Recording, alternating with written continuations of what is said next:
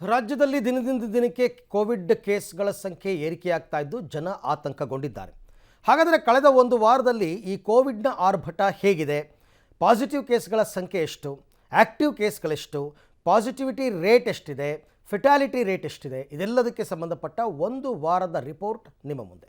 ದಿನದಿಂದ ದಿನಕ್ಕೆ ಹೆಚ್ಚಾಗ್ತಿದೆ Covid case. ಕಳೆದ ವಾರದಿಂದ ರಾಜ್ಯದಲ್ಲಿ ಕೊರೋನಾ ಆರ್ಭಟ.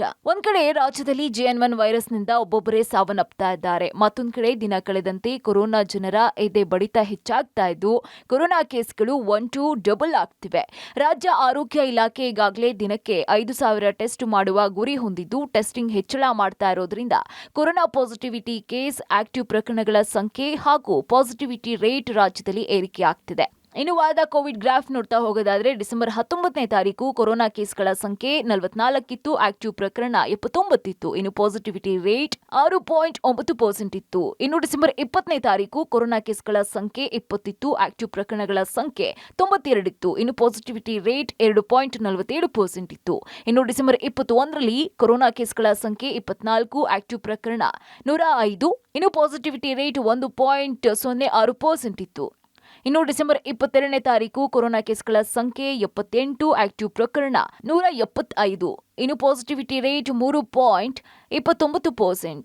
ಇನ್ನು ಡಿಸೆಂಬರ್ 23ನೇ ತಾರೀಕು ಕೊರೋನಾ ಕೇಸ್ಗಳ ಸಂಖ್ಯೆ 104, ಆಕ್ಟಿವ್ ಪ್ರಕರಣ 271, ಪಾಸಿಟಿವಿಟಿ ರೇಟ್ 5.93% ಇತ್ತು. ಇನ್ನು ಡಿಸೆಂಬರ್ 24ನೇ ತಾರೀಕು ಕೊರೋನಾ ಕೇಸ್ಗಳ ಸಂಖ್ಯೆ 106, ಆಕ್ಟಿವ್ ಪ್ರಕರಣ 344. ಇನ್ನು ಪಾಸಿಟಿವಿಟಿ ರೇಟ್ 7.35%. ಇನ್ನು ಡಿಸೆಂಬರ್ 25ನೇ ತಾರೀಕು ಕೊರೋನಾ ಕೇಸ್ಗಳ ಸಂಖ್ಯೆ 125, ಆಕ್ಟಿವ್ ಪ್ರಕರಣ 436, ಪಾಸಿಟಿವಿಟಿ ರೇಟ್ 3.96% ಇತ್ತು. ಇನ್ನು ರಾಜ್ಯದಲ್ಲಿ ಆಕ್ಟಿವ್ ಕೇಸ್ಗಳ ಸಂಖ್ಯೆ 400ರ ಗಡಿ ದಾಟಿರೋದು ಮತ್ತಷ್ಟು ಆತಂಕ ಹೆಚ್ಚಿಸಿದ್ದು ಇನ್ನು ಕೊರೋನಾ ಆರ್ಭಟ ಹೆಚ್ಚಾಗುವ ಸಾಧ್ಯತೆ ಇದೆ. Aruna, public TV, Bengaluru.